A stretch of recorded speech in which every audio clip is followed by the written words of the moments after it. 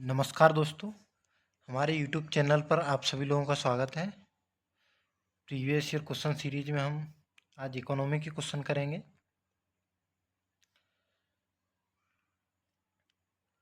हमारी history, polity, science, environment सभी की क्लास हुई हैं। तो वीडियो आप लोगों तक पहुंचती रहे, इसलिए आपको चैनल को सब्सक्राइब कर लेना है और वीडियो को लाइक और शेयर भी करना है। इनमें हम इसके सॉल्यूशन भी देखते हैं क्वेश्चन के, जिससे आने वाले समय में यदि एग्जाम में क्वेश्चन पूछे जाते हैं तो वो आसानी से आप लोगों उसको बन सकेंगे। फर्स्ट क्वेश्चन है हमारा, आर्थिक विकास का सबसे अच्छा सूचकांक किसके द्वारा प्रदान किया जा सकता है? ए, मौजूदा कीमतों पर राष्ट्रीय आय में वृद्धि। बी, प्रतिवर्ष प्रति व्यक्ति वास्तविक आय में वृद्धि। सी, बचत अनुपात में वृद्धि। डी, भुगतान शेष की स्थिति में सुधार। ई, उपरोक्त में से कोई नहीं, उपरोक्त में से एक से अधिक। ये ई ऑप्शन दिया गया है। ये बीपीएससी 2022 में पूछा गया क्वेश्चन है। तो आर्थिक विकास का सबसे अच्छा सूचकांक क्या होगा? ये होगा ऑप्शन बी, प्रतिवर्ष प्रति व्यक्ति वास्तविक आय में वृद्धि। तो आर्थिक विकास कब माना जाएगा? जब हमारी आय बढ़ेगी, जब प्रत्येक व्यक्ति की आय बढ़ेगी। यदि राष्ट्रीय आय, ये ऑप्शन में कहा गया है राष्ट्रीय आय में वृद्धि। देखिए, राष्ट्रीय आय में वृद्धि होगी तो हो सकता है कि कुछ ही लोगों की आय बढ़े, लेकिन जब प्रति व्यक्ति आय बढ़ेगी तो इसका मतलब है कि प्रत्येक व्यक्ति की आय बढ़ रही है, जिससे विकास हो रहा है, हर व्यक्ति तक इनकम पहुंच रही है, हर व्यक्ति के पास धन आ रहा है।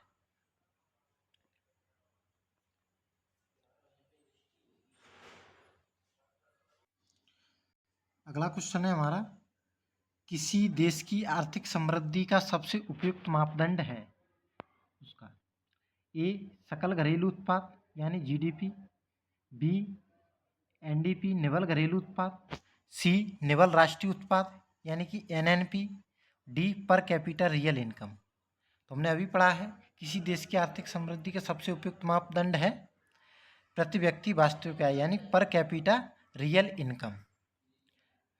तो ये क्वेश्चन देखिए, आईएएस प्री जीएस 2001 यूपीपीएससी में 2 बार पूछा गया है, इसलिए ये सीरीज बहुत इम्पोर्टेंट हो जाती है। तो इसका आंसर होगा D, per capita real income. क्योंकि प्रति व्यक्ति आय ज़्यादा होगी तो इससे आर्थिक समृद्धि होगी, प्रत्येक व्यक्ति का विकास होगा। इसलिए आर्थिक समृद्धि के लिए प्रति व्यक्ति आय का बढ़ना बहुत जरूरी होता है। प्रति व्यक्ति आय कैसे निकालते हैं? कुल राष्ट्रीय आय में कुल जनसंख्या का भाग दे देते हैं, जिससे प्रति व्यक्ति आय निकल आती है। तो राष्ट्रीय आय भी बढ़ेगी तब भी प्रति व्यक्ति आय बढ़ेगी, और जनसंख्या कम होगी तो प्रति व्यक्ति आय बढ़ेगी।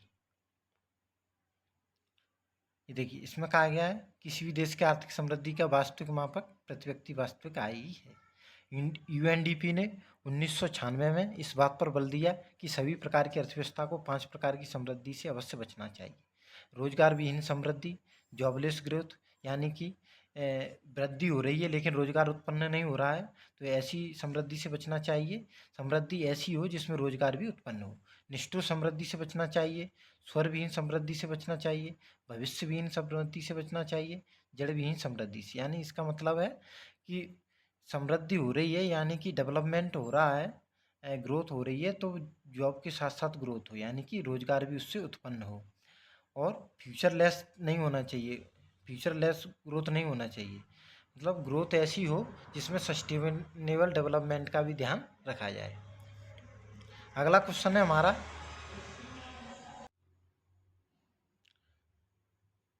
कथन ए है, आर्थिक विकास के लिए एक बहुआयामी उपायों की आवश्यकता होती है। कारण दिया गया है, वर्तमान भारत सरकार मुख्यतः सूक्ष्म आर्थिक विषयों पर ध्यान केंद्रित कर रही है।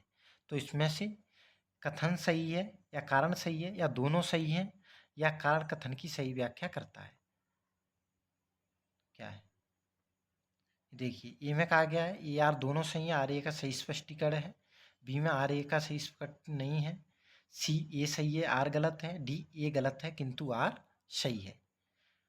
तो इसका होगा सी उत्तर, ए सही है किंतु आर गलत है। क्योंकि विकास न केवल आर्थिक अपितु एक सामाजिक एवं राजनीतिक प्रक्रिया है। अतः आर्थिक विकास एक बहिर्गामी उपागम है, यानी कि आर्थिक विकास केवल जीडीपी ग्रोथ से नहीं लेना है, सामाजिक विकास भी होना चाहिए, राजनीतिक विकास भी होना चाहिए, बताया गया। वर्तमान भारत सरकार भारतीय अर्थव्यवस्था के आर्थिक क्रियाकलापों के साथ साथ सामाजिक आधारभूत संरचना यानी सड़क, रेलवे जैसी डेवलपमेंट भी कर रही है, कौशल विकास भी कर रही है लोगों का, और लोगों की शिक्षा में इन्वेस्ट भी कर रही है। तो ये सब आर्थिक विकास के मापदंड हैं। तो इनका भी विकास होगा तभी आर्थिक विकास सही तरीके से होगा।